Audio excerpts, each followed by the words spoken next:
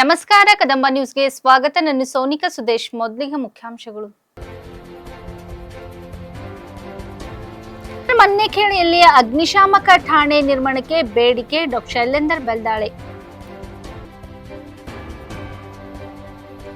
ವಿವಿಧ ಬೇಡಿಕೆಗಳಿಗೆ ಆಗ್ರಹಿಸಿ ಆಗಸ್ಟ್ 19ರಂದು ಬೆಂಗಳೂರಿನಲ್ಲಿ ಖಾಸಗಿ ಶಿಕ್ಷಣ ಸಂಸ್ಥೆಗಳಿಂದ ಪ್ರತಿಭಟನೆ. ದುಡ್ಡಿಗೆ ಆಸೆ ಪಟ್ಟು ಜೈಲು ಸೇರಿದ ಯುವಕ. 48 ಗಂಟೆಯಲ್ಲಿ ಆರೋಪಿಯನ್ನು ಬಂಧಿಸಿದ ಪೊಲೀಸರು. ಸುದ್ದಿಯ ವಿವರಗಳು. ಬೀದರ್ ದಕ್ಷಿಣ ಕ್ಷೇತ್ರದ ಮನ್ನೆಖೇಳಿಯಲ್ಲಿ ಅಗ್ನಿಶಾಮಕ ಠಾಣೆ ಸ್ಥಾಪಿಸುವಂತೆ ಇಂದು ನಡೆದ ವಿಧಾನಸಭಾ ಅಧಿವೇಶನದ ಚುಕ್ಕಿ ಗುರುತಿಸಿ ಸಮಯದಲ್ಲಿ ಶಾಸಕರು ಡಾ. ಶೈಲೇಂದರ್ ಬೆಲ್ದಾಳೆ ಮನವಿ ಮಾಡಿದರು. ಪ್ರತಿ ವರ್ಷ ಅಗ್ನಿ ಅವಘಡಗಳ ಪ್ರಮಾಣ ಹೆಚ್ಚುತ್ತಿರುವ ಹಿನ್ನೆಲೆಯಲ್ಲಿ ಅನಾಹುತ ಸಂಭವಿಸಿದ ಸಂದರ್ಭದಲ್ಲಿ ಅಗ್ನಿಶಾಮಕ ದಳದ ವಾಹನಗಳು 30ರಿಂದ 40 ಕಿಲೋಮೀಟರ್ ದೂರದಿಂದ ಆಗಮಿಸುವ ಕಾರಣ ಗ್ರಾಮೀಣ ಪ್ರದೇಶಗಳಲ್ಲಿನ ಕಬ್ಬಿನ ಬೆಳೆ, ಬಣಿವೆ ಹಾಗೂ ತ್ಯಾಜ್ಯ ರಾಶಿಗಳು ಸಂಪೂರ್ಣ ಸುಟ್ಟು ಹೋಗುತ್ತಿರುವುದಾಗಿ ಚಿಂತನೆ ವ್ಯಕ್ತಪಡಿಸಲಾಗಿದೆ. ಈ ಹಿನ್ನೆಲೆಯಲ್ಲಿ ಕೂಡಲೇ ಕ್ರಮ ಕೈಗೊಂಡು ಮನ್ನೆಖೇಳಿಯಲ್ಲಿ ಅಗ್ನಿಶಾಮಕ ಠಾಣೆ ನಿರ್ಮಾಣ ಮಾಡುವಂತೆ ಮಾನ್ಯ ಸಭಾಧ್ಯಕ್ಷರ ಮೂಲಕ ಗೃಹ ಮಂತ್ರಿಗಳಿಗೆ ಶಾಸಕರು ಮನವಿ ಸಲ್ಲಿಸಿದರು. ನನ್ನ ವಿಧಾನಸಭಾ ಕ್ಷೇತ್ರದಲ್ಲಿ ನೂತನವಾಗಿ ಅಗ್ನಿಶಾಮಕ ದಳದ ಹೊಸ ಸ್ಟೇಷನ್ ಅನ್ನು ನಿರ್ಮಾಣ ಮಾಡಲಿಕ್ಕೆ ನಾನು ಮಾನ್ಯ ಗೃಹ ಸಚಿವರಿಗೆ ತಮ್ಮ ಮೂಲಕ ಪ್ರಶ್ನೆಯನ್ನು ಮಾಡುತ್ತೇನೆ.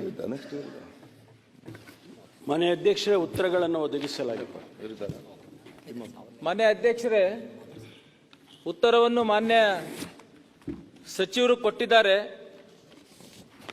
ನಾನು ಜನರ ಆಶೀರ್ವಾದ ಶಾಸಕ ಆಗಿದೆ ಮೇಲೆ ಕೂಡ ಸುಮಾರು ಸಲ ಬಜೆಟ್ ಮೇಲೆ ಡಿಸ್ಕಷನ್ಗೆ, ರಾಜ್ಯಪಾಲರ ಭಾಷಣ ಮೇರೆಗೆ ಎಲ್ಲ ಸಮಯದಲ್ಲಿ ಬೆಳಗಾವಿ ಆಗಲಿ ಬೆಂಗಳೂರಲ್ಲಿ ಸುಮಾರು 4 ವಿಧಾನಸಭಾ ನಮ್ಮ ಅಧಿವೇಶನದಲ್ಲಿ ಪ್ರಶ್ನೆ ಅಂತ ಕೇಳಿ ಒಮ್ಮೆ. ನನ್ನ ವಿಧಾನಸಭಾ ಕ್ಷೇತ್ರ ಬಹುತೇಕ ನನಗನ್ನಿಸ್ತ ರಾಜ್ಯದಲ್ಲಿ ಹಳ್ಳಿಲಿಂದ ಕೂಡದಂತ ಬೀದರ್ ದಕ್ಷಿಣ ವಿಧಾನಸಭಾ ಕ್ಷೇತ್ರ ಸುಮಾರು 155 ಗ್ರಾಮ ಇದೆ. ಸುಮಾರು ಒಂದು 22 ತಾಂಡಗಳಿವೆ ಅಧ್ಯಕ್ಷರೇ. ಮನ್ನೆಖೇಳಿ ಗ್ರಾಮ ಕೇಂದ್ರ ಸ್ಥಾನ ಇದೆ. ನಮ್ಮ ಕ್ಷೇತ್ರಕ್ಕೆ ಯಾವುದೇ ತಾಲೂಕ ಇಲ್ಲ. ಜನ ಬೀದರ್ಕ್ಕೆ ಹೋಗ್ಬೇಕು, ಚಿಡಗುಪ್ಪ ಹೋಗ್ಬೇಕು, ಹುಮನಾದ್ಗೆ ಹೋಗ್ಬೇಕು ಕೆಲಸಕ್ಕೆ. ಸಂಪೂರ್ಣ ಗ್ರಾಮದಿಂದ ಕೂಡುವಂತ ಕ್ಷೇತ್ರ ಅಧ್ಯಕ್ಷರೇ. ನಾನು ಸುಮಾರು ಸಲ ಮಾನ್ಯ ಗೃಹ ಸಚಿವರ ಲೆಟರ್ ಕೂಡ ಕೊಟ್ಟಿದ್ದೀನಿ ಈ ವಿಷಯದಲ್ಲಿ. ಯಾಕಂದ್ರೆ ಅಲ್ಲಿ ಯಾವುದೇ ಒಂದು ಆ ಸುತ್ತಮುತ್ತ ಗ್ರಾಮದಲ್ಲಿ ಅವಘಡ ಆದ್ರೆ, ಬೆಂಕಿ ಅವಘಡ ಆದ್ರೆ ಸುಮಾರು 30-40 ಕಿಲೋಮೀಟರ್ಲಿಂದ ಅವ್ರ ವಾಹನ ಬರಬೇಕು. ಆ ಬರಷ್ಟ್ರಿಗೆ ಅಲ್ಲಿ ಮನೆನೂ ಬೆಂಕಿ ಹಂಗೆ ಹತ್ತಿ ಸುಟ್ಟೋಗಿ ಭಸ್ಮಾಗಿರ್ತದೆ. ಕಬ್ಬಿನ ಮಣಿಗೆ ಉದಾಹರಣೆಗಾಗಿ ನಮ್ಮ ಕ್ಷೇತ್ರದಲ್ಲಿ ಹೊನ್ನಡ್ಡಿ ಆಗಲಿ, ಖೇಣಿ ರಂಜೋಳ ಆಗಲಿ, ಹೊಕಣ ಆಗಲಿ ಸುಮಾರು ಗ್ರಾಮದಲ್ಲಿ ಅವಘಡ ಆಗಿದ್ದಕ್ಕೆ ವೆಹಿಕಲ್ ಬರಲಿದ ಕಾರಣ ಸಾಕಷ್ಟು ನಮ್ಮ ರೈತರು ನಷ್ಟ ಅನುಭವಿಸಿದ್ದಾರೆ. ಮತ್ತೆ NH ಹೈವೇ ಮೇಲೆ ಇದೆ ಅಧ್ಯಕ್ಷರೇ, NH9 ಏನ ಮುಂಬೈಲಿಂದ ಹೈದರಾಬಾದ್ ವಾಯಾ ಪೂನಾ ಹೋಗ್ತದೆ ಅಧ್ಯಕ್ಷರೇ. ಆ ಒಂದು ಕೇಂದ್ರ ಸ್ಥಾನ ಮನ್ನೆಖೇಳಿ ಎಲ್ಲಿ ಬರ್ತದೆ ಅಧ್ಯಕ್ಷರೇ. ಸುಮಾರು ವೆಹಿಕಲ್ಗಳು ಬೆಂಕಿ ಹತ್ತಿ ಉದಾಹರಣೆ ಇದೆ, ಸಜೀವ ದಹನ ಆಗಿದಂತ ಉದಾಹರಣೆ ಕೂಡ ಆ ಭಾಗದಲ್ಲಿ ಇದೆ ಅಧ್ಯಕ್ಷರೇ. ಅದಕ್ಕೆ ನಾನು ಮಾನ್ಯ ಮಂತ್ರಿಯವರಿಗೆ ವಿನಂತಿ ಮಾಡ್ಕೋತೀನಿ. ಅವ್ರ ಉತ್ತರದಲ್ಲಿ ಬಂದಿದೆ 3 ಸಲ ಲೆಟರ್ ಕೊಟ್ಟು, ನಾನು 3 ಸಲ ಕೇಳಿ 3 ಸಲ ಜಿಲ್ಲಾಧಿಕಾರಿಗಳಿಗೆ ಲೆಟರ್ ಕೊಟ್ಟಿನಿ ಅಂತ ಹೇಳಿದ್ದಾರೆ. ಆದಷ್ಟು ಬೇಗ ಒಂದು ವಾಹನ, ಒಂದು 2-3 ವಾಹನ ನಿಂದಿರಿಸಬೇಕು. ಇಲ್ಲ ವಾಹನ ಹೊಸ ಒಂದು ಕಚೇರಿ ಮಾಡಿದ್ರೆ ಆ ಭಾಗದ ಎಲ್ಲಾ ಸಮಾಜ ಜನರಿಗೆ, ಎಲ್ಲ ರೈತರಿಗೆ ಅನುಕೂಲ ಆಗ್ತದೆ ಅಂತ ಹೇಳಕ್ ಇಚ್ಛಪಡ್ತೀನಿ ಅಧ್ಯಕ್ಷ. ಆ ಮೂಲಕ ಮಂತ್ರಿಯವರಿಗೆ ಕೇಳಕ್ ಇಚ್ಛಪಡ್ತೀನಿ. ಕನ್ನಡ ಶಾಲೆಗಳ ರಕ್ಷಣೆ ಹಾಗೂ ಅವುಗಳಿಗೆ ವಿಧಿಸಿದ ಷರತ್ತುಗಳನ್ನು ಸಡಿಲಗೊಳಿಸಬೇಕು ಎಂದು ಒತ್ತಾಯಿಸಿ ಆಗಸ್ಟ್ 19ರಂದು ಬೆಂಗಳೂರಿನಲ್ಲಿ ಬೃಹತ್ ಪ್ರತಿಭಟನಾ ಮೆರವಣಿಗೆ ಹಮ್ಮಿಕೊಳ್ಳಲಾಗಿದೆ. ಅಖಿಲ ಕರ್ನಾಟಕ ಅನುದಾನ ರಹಿತ ಖಾಸಗಿ ಶಿಕ್ಷಣ ಸಂಸ್ಥೆಗಳ ಸಂಘದ ಆಶ್ರಯದಲ್ಲಿ ಪ್ರತಿಭಟನೆ ನಡೆಯಲಿದೆ ಎಂದು ಸಂಘದ ರಾಜ್ಯ ಘಟಕದ ಅಧ್ಯಕ್ಷ ರೇವಣಸಿದ್ದಪ್ಪ ಜಾಲದೆ ಅವರು ತಿಳಿಸಿದ್ದಾರೆ. ಸುದ್ದಿಗೋಷ್ಠಿಯಲ್ಲಿ ಮಾತನಾಡಿದ ಅವರು, ಈ ಸಂಬಂಧ ಸರ್ಕಾರಕ್ಕೆ ಅನೇಕ ಬಾರಿ ಮನವಿ ಮಾಡಿದರೂ ಸರ್ಕಾರ ಯಾವುದೇ ಕ್ರಮ ಕೈಗೊಂಡಿಲ್ಲ. ಹೀಗಾಗಿ ಈ ನಿರ್ಧಾರ ಕೈಗೊಳ್ಳಲಾಗಿದೆ ಎಂದು ತಿಳಿಸಿದರು. 1995ರ ನಂತರದ ಶಾಲಾ ಕಾಲೇಜುಗಳನ್ನು ಅನುದಾನಕ್ಕೆ ಒಳಪಡಿಸಬೇಕು. ಕನ್ನಡ ಶಾಲೆಗಳನ್ನು ಮುಚ್ಚಿ ಪಬ್ಲಿಕ್ ಶಾಲೆ ತೆರೆಯುವುದನ್ನು ನಿಲ್ಲಿಸಬೇಕು. ಕೋಚಿಂಗ್ ಸೆಂಟರ್ ಮುಚ್ಚಬೇಕು ಎಂಬುದು ಸೇರಿದಂತೆ ಹೀಗೆ ಹಲವಾರು ಬೇಡಿಕೆಗಳ ಈಡೇರಿಕೆಗಾಗಿ ಈ ಪ್ರತಿಭಟನೆ ಹಮ್ಮಿಕೊಳ್ಳಲಾಗಿದೆ ಎಂದು ಅವರು ತಿಳಿಸಿದರು. ಸಂಘದ ರಾಜ್ಯ ಘಟಕದ ಗೌರವ ಅಧ್ಯಕ್ಷ CN ಭಂಡಾರಿ ಮತ್ತಿತರರು ಉಪಸ್ಥಿತರಿದ್ದರು. ಈ ಒಂದು ಪತ್ರಿಕಾಗೋಷ್ಠಿ ಕರೆಯುವ ಉದ್ದೇಶವೇನೆಂದರೆ, ತಮಗೆಲ್ಲರೂ ತಿಳಿದಿರುವ ಹಾಗೆ ಸುಮಾರು ಒಂದು 30 ವರ್ಷಗಳಿಂದ ನಾವು ಹೋರಾಟ ಸತತವಾಗಿ ಮಾಡ್ತಾ ಇದ್ದೇವೆ. 95 ನಂತರ ಕನ್ನಡ ಮಾಧ್ಯಮ ಶಾಲೆಗಳಿಗೆ ಯಾವುದೇ ರೀತಿಯಲ್ಲಿ ಗ್ರ್ಯಾಂಟ್ ಸಿಕ್ಕಿಲ್ಲ. ಆ ಗ್ರ್ಯಾಂಟ್ ಸಿಕ್ಕಿದ ಸಂಬಂಧ ನಾವು ಇದನ್ನೆಲ್ಲ ಬೆಂಗಳೂರಿನಲ್ಲಿ ಬಹಳಷ್ಟು ಬೃಹತ್ ಆದ ಒಂದು ಪ್ರತಿಭಟನೆಯನ್ನು ನಾವು 19/8/2025 ಫ್ರೀಡಂ ಪಾರ್ಕ್ನಲ್ಲಿ ಹಮ್ಮಿಕೊಂಡಿದ್ದೇವೆ. ಈ ಒಂದು ನಮ್ಮ ಬೃಹತ್ ಪ್ರತಿಭಟನೆಗೆ ನಮ್ಮ ಬೀದರ್ ಜಿಲ್ಲೆಯಲ್ಲಿರ್ತಕ್ಕಂಥ ಸುಮಾರು ಶಾಲೆ ಶಿಕ್ಷಣ ಸಂಸ್ಥೆಯವರು ಹಾಗೂ ಆಡಳಿತ ಮಂಡಳಿಯವರು ಮತ್ತು ಟೀಚರ್ ಅವರು ಕೂಡ ಈ ಒಂದು ಪ್ರತಿಭಟನೆಗೆ ಬಹಳಷ್ಟು ಜನ ನಾವು ಬೀದರ್ನಿಂದ ಬೆಂಗಳೂರಿಗೆ 18ನೇ ತಾರೀಕಿಗೆ ನಾವಿಂದ ಹೊರಡ್ತಾ ಇದ್ದೀವಿ. ನಾವು ಬೀದರ್ನಿಂದ ಅಷ್ಟೇ ಅಲ್ಲ, ಇಡೀ ನಮ್ಮ ಕರ್ನಾಟಕ ರಾಜ್ಯದಿಂದ ಪ್ರತಿಯೊಂದು ಜಿಲ್ಲೆ, ನಮ್ಮ ಕಲ್ಯಾಣ ಕರ್ನಾಟಕ 7 ಜಿಲ್ಲೆ ಇಟ್ಟುಕೊಂಡು ಬೆಂಗಳೂರು, ಮೈಸೂರು, ಮಂಡ್ಯ, ತುಮಕೂರು, ಕೋಲಾರ, ಧಾರವಾಡ, ಬೆಳಗಾವಿ, ರಾಯಚೂರು ಎಲ್ಲ ಜಿಲ್ಲೆಯಿಂದ ನಮ್ಮ ಶಿಕ್ಷಣ ಸಂಸ್ಥೆಯವರು ಈ ನಮ್ಮ ಒಂದು ಪ್ರತಿಭಟನೆಗೆ ಕೈ ಜೋಡಲಿಕ್ಕೆ ಮತ್ತು ಶಕ್ತಿ ತುಂಬಲಿಕ್ಕೆ ನಮ್ಮ 8 ಬೇಡಿಕೆಗಳು. ಒಂದು 95 ನಂತರ ಪ್ರಾರಂಭವಾಗಿರ್ತಕ್ಕಂಥ ಶಾಲಾ ಕಾಲೇಜುಗಳ ಅನುದಾನ ಸಿಗಬೇಕು ಮತ್ತು ಅದಕ್ಕಿಂತ ಮುಂಚೆವಾಗಿ ಅನುದಾನಕ್ಕೆ ಒಳಪಟ್ಟಿರ್ತಕ್ಕಂಥ ಅನುದಾನ ಸಹಿತ ಶಾಲಾ ಕಾಲೇಜುಗಳಲ್ಲಿ ಖಾಲಿ ಇರ್ತಕ್ಕಂಥ ಹುದ್ದೆಗಳನ್ನು ಭರ್ತಿ ಮಾಡಬೇಕು ಮತ್ತು ಅನುಮತಿ ಪಡೆದು ಶಾಲೆ ನಡೆಸ್ತಕ್ಕಂಥ ಶಾಲೆಗಳಲ್ಲಿ ನವೀಕರಣವನ್ನು ಸರಳಗೊಳಿಸಬೇಕು. ಇಲ್ಲಿ ಕಳೆದ ನಾವು 1-2 ತಿಂಗಳಿಂದ ಬಹಳ ಜೋರಾಗಿ ನಾವು ಪ್ರತಿಭಟನೆ ಆಗಲಿ ಬೇರೆ ಬೇರೆ ಮನವಿ ಪತ್ರ ಕೊಡೋದಾಗಲಿ ನಾವು ಶುರು ಮಾಡಿದ್ದೀವಿ. ಕಳೆದ 14ನೇ ತಾರೀಕು ನಾವು ತಾಲೂಕು ಮಟ್ಟದಲ್ಲಿ ಪ್ರತಿಭಟನೆ ಮಾಡಿ ಅಲ್ಲಿನ ತಹಸೀಲ್ದಾರ್ ಮುಖಾಂತರ ಜಿಲ್ಲಾಧಿಕಾರಿ ಮುಖಾಂತರ ನಾವು ಮುಖ್ಯಮಂತ್ರಿಗೆ ನಾವು ಮನವಿಯನ್ನು ಸಲ್ಲಿಸಿದ್ದೀವಿ. ಸುಮಾರು 89 ತಾಲೂಕುಗಳಲ್ಲಿ ಪ್ರತಿಭಟನೆ ಆಗಿ ಸುಮಾರು 21 ಜಿಲ್ಲೆಗಳಲ್ಲಿ ಪ್ರತಿಭಟನೆ ಮಾಡಿ ನಾವು ಸರ್ಕಾರಕ್ಕೆ ಏನಪ್ಪ ಅಂದ್ರೆ 14ನೇ ಜುಲೈದಲ್ಲಿ ನಾವು ಕೊಟ್ಟಿದ್ದೀವಿ. ಸೊ ಅವ್ರ ಅಧಿವೇಶನ ಒಳಗಾಗಿ ಏನಾದರೂ ಮಾಡಬಹುದು ಅಂತಕ್ಕಂಥ ನಿರೀಕ್ಷೆಯಲ್ಲಿ ನಾವು ಇದ್ದೀವಿ. ಆದರೆ ಬಹಳ ದುಃಖದಿಂದ ಸರ್ಕಾರ ಈ ಕಡೆ ಗಮನ ಕೊಡೋಕ್ಕೆ ತಯಾರಿಲ್ಲ. ಸೊ ಹಾಗಾಗಿ ಬರ್ತಕ್ಕಂಥ 19 ಇದೇ ನಾಡಿದ 19 ಆಗಸ್ಟ್ 2020 ಬೆಂಗಳೂರು ನಗರದ ಫ್ರೀಡಂ ಪಾರ್ಕಲ್ಲಿ ನಾವು ಬೃಹತ್ತಾದಂಥ ಹೋರಾಟವನ್ನು ಪ್ರತಿಭಟನೆ ಹೋರಾಟವನ್ನು ಇಟ್ಕೊಂಡಿದ್ದೀವಿ. ಸೊ ಬಹಳ ನಮ್ಗೆ ದುಃಖದ ವಿಷಯ ಏನಪ್ಪ ಅಂತಂದ್ರೆ ಸರ್ಕಾರ ಇತ್ತೀಚೆಗೆ ಶಿಕ್ಷಣಕ್ಕೋಸ್ಕರ ಏನೇನು ಯೋಜನೆ ಮಾಡ್ತಾ ಇಲ್ಲ, ಶಿಕ್ಷಣದ ಗುಣಮಟ್ಟವನ್ನು ಎತ್ತರಿಸಿ ಏನು ಮಾಡಬೇಕು ಅದು ಮಾಡ್ತಾ ಇಲ್ಲ. ಅದು ಬಹಳ ಖೇದಕರ ವಿಷಯ ಆಗಿದೆ. ಒಂದು ಸರ್ಕಾರ ಶಾಲೆಯಲ್ಲಿ ಸರಿಯಾಗಿ ಶಿಕ್ಷಕರಿಲ್ಲ, ಅನುದಾನಿತ ಶಾಲೆಯಲ್ಲಿ ಈಗಾಗಲೇ ಅನುದಾನಿತ ಶಾಲೆಗಳಲ್ಲಿ ಎಲ್ಲ ಶಿಕ್ಷಕರು ನಿವೃತ್ತಿಯಾಗಿದ್ದಾರೆ. ಮತ್ತು ಸರ್ಕಾರ ಹೇಳುತ್ತೆ ಶಿಕ್ಷಕರಿಂದ ಒಳ್ಳೆ ರಿಸಲ್ಟ್ ನಿರೀಕ್ಷೆ ಮಾಡ್ತಾ ಇದೆ. ಮೊನ್ನೆ ಆರ್ಡರ್ ಮಾಡಿದೆ ಸರ್ಕಾರ, ಯಾರು ಕನಿಷ್ಠ ತಮ್ಮ ಶಾಲೆಯಲ್ಲಿ 60% ರಿಸಲ್ಟ್ ಬೇಕೇ ಬೇಕು. ಒಂದ್ ವೇಳೆ 60% ರಿಸಲ್ಟ್ ಫಲಿತಾಂಶ ಕೊಡದೇ ಇದ್ದರೆ ನಿಮ್ಮ ಮ್ಯಾಗ ಕಾನೂನು ಕ್ರಮ ಕೈಗೊಳ್ತೀವಿ, ನಿಮ್ಮ ಇನ್ಕ್ರಿಮೆಂಟ್ ಹೆಲ್ಡಪ್ ಮಾಡ್ತೀವಿ ಅಂತೇಳಿ. ಆದ ಸ್ವಾಮಿ, ನೀವು ಕಲ್ಸಕ್ಕಂತ ಶಿಕ್ಷಕರಿಲ್ಲ ಅಂದಾಗ ಶಿಕ್ಷಕರಲ್ಲಿ ನಾವು ಫಲಿತಾಂಶ ಹೇಗೆ ನಿರೀಕ್ಷೆ ಮಾಡೋದು? ಅಲ್ಲಿ ಒಂದು ಮೂಲಭೂತ ಸೌಲಭ್ಯ ಇಲ್ಲ, ಕಟ್ಟಡ ಸೋರ್ತಾ ಇದೆ. ಹೈಸ್ಕೂಲಲ್ಲಿ ಕನಿಷ್ಠ 6 ಸಬ್ಜೆಕ್ಟ್ 6 ಮೇಸ್ಟ್ಗಳು ಕೊಡ್ಬೇಕು ತಾನೆ, ಸಬ್ಜೆಕ್ಟ್ ವೈಸ್. ಪಾಲಕರು ಖರ್ಚಿಗೆ ದುಡ್ಡು ಕೊಡೋದಕ್ಕೆ ಮೋಜು ಮಸ್ತಿಗೆ ಹೆಣಕ್ಕಾಗಿ ಮನೆಯ ಪಕ್ಕದ ಅಂಗಡಿಯಲ್ಲಿ ಕಳ್ಳತನ ಮಾಡಿ ಕೊನೆಗೆ ಯುವಕನೊಬ್ಬ ಜೈಲು ಸೇರಿದ ಘಟನೆಯೊಂದು ಬೀದರ್ ನಗರದಲ್ಲಿ ಜರುಗಿದೆ. ಬೀದರ್ ನಗರದ ನ್ಯೂ ಆದರ್ಶ್ ಕಾಲೋನಿಯ ಅಪ್ರಾಪ್ತ ಯುವಕನ ಕಥೆ ಇದು. ಮನೆಯಲ್ಲಿ ತಂದೆ ತಾಯಿ ತನಗೆ ಖರ್ಚಿಗೆ ದುಡ್ಡು ಕೊಟ್ಟಿಲ್ಲ ಎಂಬ ಕಾರಣಕ್ಕೆ ಮನೆಯ ಹತ್ತಿರದ ಮೊಬೈಲ್ ಅಂಗಡಿಯೊಂದರ ಮೇಲಿನ ಟೀನ್ ತೆಗೆದು ಅಲ್ಲಿದ್ದ ಮೊಬೈಲ್, ಕ್ಯಾಮೆರಾ ಮತ್ತಿತರ ವಸ್ತುಗಳನ್ನು ಕಳ್ಳತನ ಮಾಡಿದ. ಇನ್ನು ಮೀಸೆ ಚಿಗುರದ ಈ ಚಾಲಕಿ ಕಳ್ಳನ ಚಾಲಕಿತನ ಯಶಸ್ವಿಯಾಗದೆ 2 ದಿನಗಳಲ್ಲಿ ಸಲಾಕೆ ಹಿಂದೆ ಹೋಗಿ ಬಿದ್ದಿದ್ದಾನೆ. ಅಂಗಡಿ ಮಾಲೀಕರ ದೂರಿನ ಮೇರೆಗೆ 48 ಗಂಟೆಯೊಳಗೆ ಪ್ರಕರಣವನ್ನು ಭೇದಿಸಿದ ಗಾಂಧಿಗಂಜ್ ಪೊಲೀಸರು ಅವನನ್ನು ಮುರಿದು ನ್ಯಾಯಾಲಯಕ್ಕೆ ಒಪ್ಪಿಸಿದ್ದಾರೆ ಎಂದು ಜಿಲ್ಲಾ ಪೊಲೀಸ್ ವರಿಷ್ಠಾಧಿಕಾರಿ ಪ್ರದೀಪ್ ಗುಂಟಿ ಅವರು ಸುದ್ದಿಗೋಷ್ಠಿಯಲ್ಲಿ ವಿವರಿಸಿದರು. ಆತನಿಂದ 4,65,000 ರೂಪಾಯಿ ಮೌಲ್ಯದ ವಸ್ತುಗಳನ್ನು ಜಪ್ತಿ ಮಾಡಲಾಗಿದೆ ಎಂದು ತಿಳಿಸಿದರು. ಔರದ್ ಮತ್ತು ಚಿಂತಾಕಿ ಠಾಣೆ ವ್ಯಾಪ್ತಿಯಲ್ಲಿ ನಡೆದಿದ್ದ ವಿವಿಧ ಕಳ್ಳತನ ಪ್ರಕರಣಗಳಿಗೆ ಸಂಬಂಧಿಸಿದಂತೆ ಪ್ರಕರಣವನ್ನು ಭೇದಿಸಿ ವಾರಸುದಾರರಿಗೆ ಅವರ ವಸ್ತುಗಳನ್ನು ವಾಪಸ್ಸು ನೀಡಲಾಗಿದೆ ಎಂದು ಹೇಳಿದರು. ಎಸ್ಪಿ ಚಂದ್ರಕಾಂತ್ ಪೂಜಾರಿ ಇತರರು ಉಪಸ್ಥಿತರಿದ್ದರು.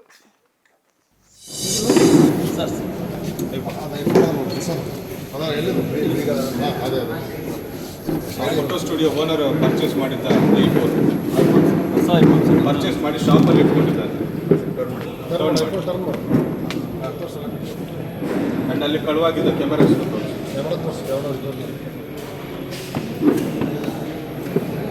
ಬನ್ನಿ ಫ್ರೆಂಡ್ಸ್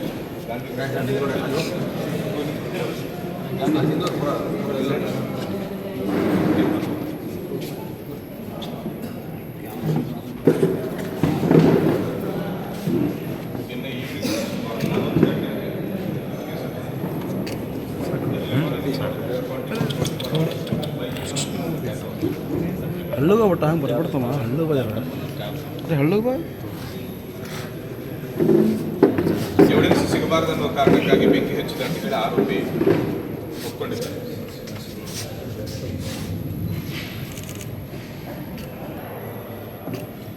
ಥ್ಯಾಂಕ್ ಯು. ಅದೇ ರೀತಿ ಗಾಂಧಿ ಅವರಾಗ ಬರೋ ಸ್ಟೇಷನ್ ಬನ್ನಿ ಅವರಾಗ ಮಾಡಿ ಯಾವ ಏಕಂಬ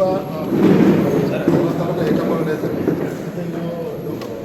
ಚಿಂತಾಗಿರಿ ಬಿಟ್ಟು ತುಳಜಾಪುರ ವಿಲೇಜ್ ಮತ್ತು ಅವರ ಟೌನ್ ಪೊಲ್ಯೂಷನ್ ನಾರಾಯಣಪುರ ಇನ್ನೊಂದು ಕಿರಾಣಿ ಅಂಗಡಿಯಿಂದ ಪ್ರಮಾಣ ಕಳ್ತನ ಮಾಡಿ ಅಲ್ಲಿ ಮಾರಾಟ ಮಾಡಿದ್ರು ಅವರ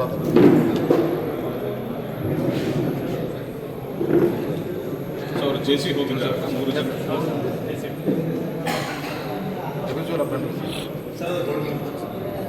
ಗೋಲ್ಡ್ ಎತ್ತು ತೋರಿಸಿ ಕೈಯಲ್ಲಿ ಹಿಡಿತೀವಿ ನೀವು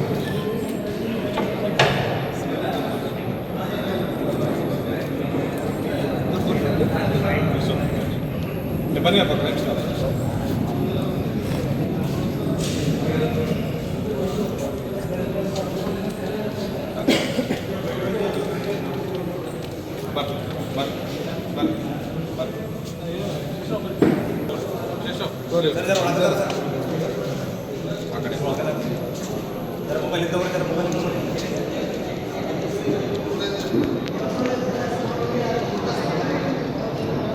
ಇದು ಆಗುತ್ತೆ ಅವ್ರದೇ ಸರ್ ಹೌದು ಸರ್ ಅದೇ ಸರ್ ಹೌದು ಸರ್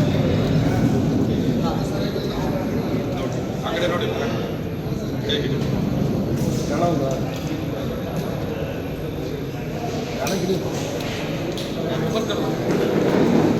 ಕೆಳಗಡೆ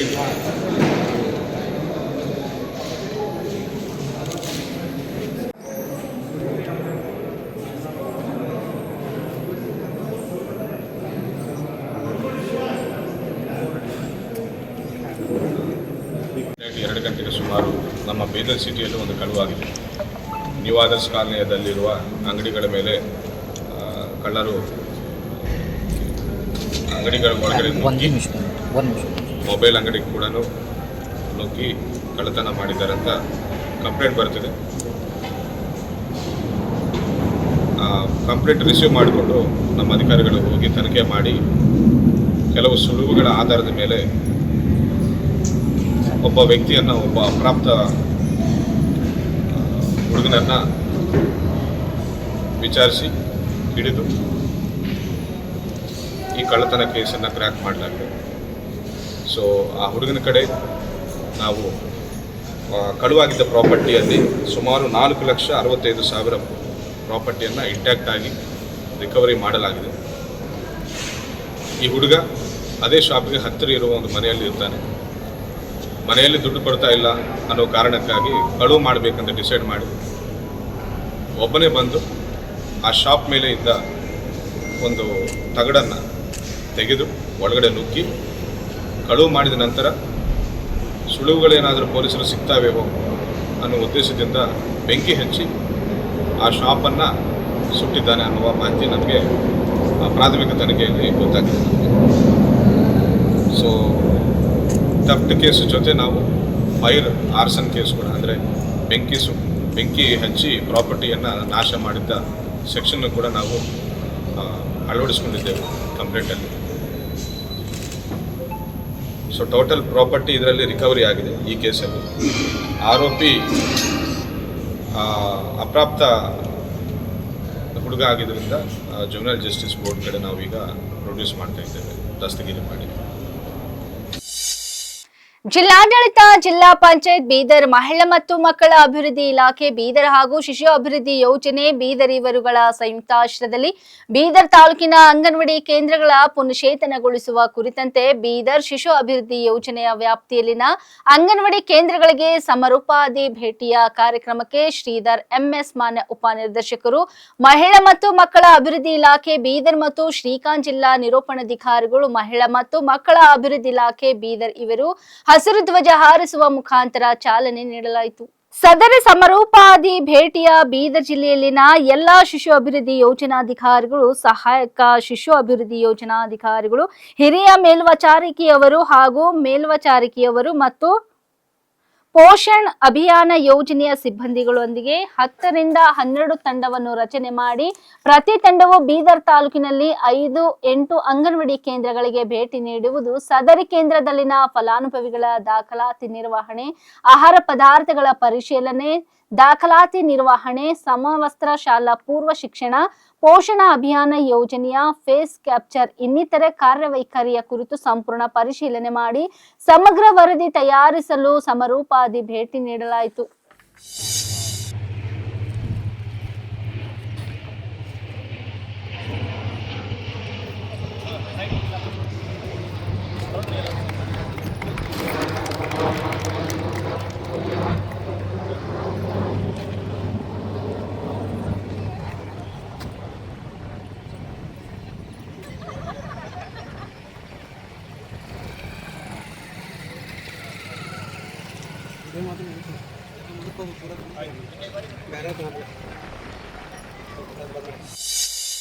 ತುಮಕೂರು ಜಿಲ್ಲೆಯ ಕೊರಟಗೆರೆ ಬಳಿಯ ಚಿಂಪಗನಹಳ್ಳಿ ಮತ್ತು ಮುತ್ಯಾಲಮ್ಮ ದೇವಸ್ಥಾನದ ಬಳಿ ಕೆಲವು ದಿನಗಳ ಹಿಂದೆ ಪತ್ತೆಯಾದ ಮಾನವ ಅಂಗಗಳ ಪ್ರಕರಣವನ್ನು ಜಿಲ್ಲಾ ಪೊಲೀಸರು ಕೇವಲ 3 ದಿನಗಳಲ್ಲಿ ಪತ್ತೆ ಹಚ್ಚಿ ಆರೋಪಿಗಳನ್ನು ಬಂಧಿಸಿದ್ದಾರೆ. ಜಿಲ್ಲಾ ಪೊಲೀಸ್ ಅಧೀಕ್ಷಕ ಅಶೋಕ್ ಕೆವಿ ಅವರು ನೀಡಿದ ಮಾಹಿತಿಯ ಪ್ರಕಾರ ಪ್ರಕರಣದ ಪ್ರಮುಖ ಆರೋಪಿ ದಂತ ವೈದ್ಯ ಡಾಕ್ಟರ್ ರಾಮಚಂದ್ರಯ್ಯ ಆತ ತನ್ನ ಹೆಂಡತಿಯ ತಾಯಿ ಲಕ್ಷ್ಮೀದೇವಿಯನ್ನು ಸಂಸಾರದಲ್ಲಿ ಒಡಕು ಉಂಟು ಮಾಡಿದರೆಂದು ಕುಪಿತಗೊಂಡು ಸ್ನೇಹಿತರು ಸತೀಶ್ ಮತ್ತು ಕಿರಣ್ ಸಹಾಯದಿಂದ ಅಪಹರಿಸಿ ಉರುಡಿಗೇರ್ ಬಳಿಯ ಕಲ್ಲಳ್ಳಿ ಗ್ರಾಮದಲ್ಲಿರುವ ತೋಟದ ಮನೆಯಲ್ಲಿ ಭೀಕರವಾಗಿ ಕೊಲೆಗೈದಿದ್ದಾನೆ. ನಂತರ ಮೃತದೇಹವನ್ನು ಗುರುತು ಸಿಗದಂತೆ ತುಂಡು ತುಂಡು ಮಾಡಿ ವಿವಿಧ ರಸ್ತೆಗಳ ಬಳಿ ಎಸೆಯಲಾಗಿತ್ತು. ದೂರು ದಾಖಲಾದ ಬಳಿಕ ವಿಶೇಷ ತಂಡ ರಚಿಸಿದ ಪೊಲೀಸರು ಸಿಸಿಟಿವಿ ದೃಶ್ಯಾವಳಿಗಳು ಮತ್ತು ಒಂದು ಬ್ರಿಡ್ಜ್ ಕಾರಿನ ಮಾಹಿತಿಯಿಂದ ಆರೋಪಿಯವರೆಗೆ ತಲುಪಿಸಿದರು. ಖಚಿತ ಮಾಹಿತಿ ಮೇರೆಗೆ ಧರ್ಮಸ್ಥಳದ ಬಳಿ ಅಡಗಿ ಕುಳಿತಿದ್ದ ಆರೋಪಿ ತಂಡವನ್ನು ದಿಢೀರ್ ದಾಳಿ ನಡೆಸಿ ಬಂಧಿಸಲಾಗಿದೆ. ಈ ಪತ್ತೆ ಕಾರ್ಯದಲ್ಲಿ ಹೆಚ್ಚುವರಿ ಪೊಲೀಸ್ ಅಧೀಕ್ಷಕರು C Gopal, Purushottam, Madhugiri DYSP Manjunath, Tumakuru DYSP Chandrashekhar, Sira CPI Shekhar, ನಗರ ಠಾಣೆ ಪಿಐ ಅವಿನಾಶ್, ಕೊರಟಗೆರೆ ಪಿಎಸ್ಐ ಅನಿಲ್ ಸೇರಿದಂತೆ ಹಲವು ಅಧಿಕಾರಿಗಳು ಭಾಗವಹಿಸಿದರು. ವಯಸ್ಸು ಸುಮಾರು 42 ವರ್ಷ. ಇವರು ಹಸ್ಬೆಂಡ್ ಒಂದು ಬಸವರಾಜನ್ ಅವರು, ಅವ್ರಿಗೆ ಹೆಣ್ಮಕ್ಳು ಮತ್ತೆ ಒಬ್ಬ ಗಂಡು ಮಗಳು ಇದ್ದಾರೆ. ಸೊ ಬಾಡಿ ಐಡೆಂಟಿಫೈ ಆದ ತಕ್ಷಣ ನಾವು ಇಮಿಡಿಯೇಟ್ ಆಗಿ ಇನ್ವೆಸ್ಟಿಗೇಷನ್ ಶುರುಗೊಳಿಸಿದ್ವಿ. ಆಮೇಲೆ ಯಾರಲ್ಲಿ ಓಡಾಡಿದ್ರು ಎಲ್ಲ ಚೆಕ್ ಮಾಡುವಾಗ ನಮಗೆ ಒಂದು ಬ್ರೆಜಾ ಗಾಡಿ ಪರಿಸರಗಳು ಕಂಡು ಬಂದಿರುತ್ತೆ. ಸೊ ಆ ಇನ್ಫಾರ್ಮೇಶನ್ ಮೇಲೆ ಗಾಡಿ ಯಾರ್ದು ಅನ್ನೋದು ತಿಳ್ಕೊಳ್ಳುವಾಗ ಸತೀಶ್ ಅನ್ನೋ ಒಬ್ಬ ವ್ಯಕ್ತಿ ಹೆಸರಲ್ಲಿ ಅದು ರಿಜಿಸ್ಟ್ರೇಷನ್ ಆಗಿರುತ್ತೆ. ಇಮಿಡಿಯೇಟ್ ಆಗಿ ಸತೀಶ್ ಅವ್ರ ಜೊತೆ ಇನ್ನೊಬ್ಬ ವ್ಯಕ್ತಿ ಕಿರಣ್ ಅಂತ ಇರ್ತಾರೆ. ಅವರಿಬ್ಬರನ್ನು ಸೆಕ್ಯೂರ್ ಮಾಡಿಕೊಂಡು ಪ್ರಶ್ನಿಸುವಾಗ ಸೊ ಇದು ಅದೇ ಯಾರು ಮೃತಪಟ್ಟಿದ್ದಾರೆ ಅವರ ಅಲಿಯ ಡಾಕ್ಟರ್ ರಾಮಚಂದ್ರಯ್ಯ ಅವರು ಹೇಳಿದ್ರ ಮೇಲೆ ಅವರ ಸಮೇತ ಅವ್ರ ಜೊತೆಗೆ ಸೇರಿಕೊಂಡು ನಾವು ಕೃತ್ಯ ಮಾಡಿದ್ದೀವಿ ಅಂತ ಅವರು ಹೇಳ್ತಾರೆ. ಸೊ ಇಮಿಡಿಯೇಟ್ ಆಗಿ ಅವ್ರ ಕೊಟ್ಟಿದ್ದ ಇನ್ಫಾರ್ಮೇಶನ್ ಮೇಲೆ ಡಾಕ್ಟರ್ ರಾಮಚಂದ್ರಯ್ಯನೂ ಸಹ ನಾವು ಹಿಸ್ಟ್ರಿ ತಗೊಂಡು ಅವ್ರು ವಿಚಾರಿಸುವಾಗ ಅವರು ಹೇಳಿರುವ ಮಾಹಿತಿ ಮೇಲೆ ನಾವು ಇವನ್ನ ಅರೆಸ್ಟ್ ಮಾಡಿ ಮಾನ್ಯ ನ್ಯಾಯಾಲಯಕ್ಕೆ ಪ್ರೊಡ್ಯೂಸ್ ಮಾಡಲಾಗುತ್ತಾ ಇದೆ. ನಿನ್ನೆ ರಾತ್ರಿ ಸುಮಾರು 11 ಗಂಟೆಗೆ ನಾವು ಅರೆಸ್ಟ್ ಮಾಡಲಾಗಿದೆ. ಇವತ್ತು ಕೋರ್ಟ್ಗೆ ಪ್ರೊಡ್ಯೂಸ್ ಮಾಡಿ ಅವರು ಕಸ್ಟಡಿ ತಗೊಂಡು ಹೇಗೆ ಘಟನೆ ಮಾಡಿದರೆ ಅದನ್ನು ವಿಚಾರಿಸಿ ಇನ್ವೆಸ್ಟಿಗೇಷನ್ ಅವಶ್ಯಕತೆ ಗಮನಿಸಿ ಸೈಂಟಿಫಿಕಲಿ ಆಲ್ ಎವಿಡೆನ್ಸಸ್ ಕಲೆಕ್ಟ್ ಮಾಡಿ ನಾವು ಇದರಲ್ಲಿ ಮುಖ್ಯವಾಗಿ ನಮ್ಮ ತುಮಕೂರು ಜಿಲ್ಲೆಯ ಪೊಲೀಸರು ಎಸ್ಪೆಷಲಿ ಕೊರಟಗೆರೆ ಪೊಲೀಸರು ಮಲ್ಲಿ ಸಬ್ ಡಿವಿಷನ್ ಮತ್ತು ತುಮಕೂರು ಟೌನ್ ಪೊಲೀಸರು ತುಮಕೂರು ಟೌನ್ ಸಬ್ ಡಿವಿಷನ್ ಈ 2 ಟೀಮ್ಸ್ ಮತ್ತು ಶಿರಾ DSP ಶೇಖರ್ ಅವರು ಇವರೆಲ್ಲ ಮತ್ತು ನಮ್ಮ ಇಬ್ಬರು ಅಡಿಷನಲ್ ಎಸ್ಪಿಸ್ ಎಲ್ಲ ಭಾಳ ಚೆನ್ನಾಗಿ ಕೆಲಸ ಮಾಡಿ all scientific tools delivery wonderful job and ಅವ್ರ ಕೆಲಸದಿಂದ ಬಾಡಿ ಪಾರ್ಟ್ ಸಿಕ್ಕಿರುವ 3 ದಿನ ಒಳಗಡೆ ನಾವು ಟ್ರೇಸ್ ಮಾಡಿ ಇವುಗಳನ್ನು ಸೆಕ್ಯೂರ್ ಮಾಡಲಾಗಿದೆ. ಸೊ ಇದರಲ್ಲಿ ನಮ್ಮ ಪೊಲೀಸರನ್ನು ನಾವು ಅಭಿನಂದನೆ ಸಲ್ಲಿಸ್ತೀವಿ. ಎಸ್ಪೆಷಲಿ ಇಲ್ಲಿವರೆಗೆ ಸುದ್ದಿ ಕೊಟ್ಟಿದ್ದು ನಾನು ಸೌನಿಕಾ ಸುದೇಶ್. ಮುಂದಿನ ಸುದ್ದಿಯೊಂದಿಗೆ ಮತ್ತೆ ಭೇಟಿಯಾಗೋಣ. ವಂದನೆಗಳು.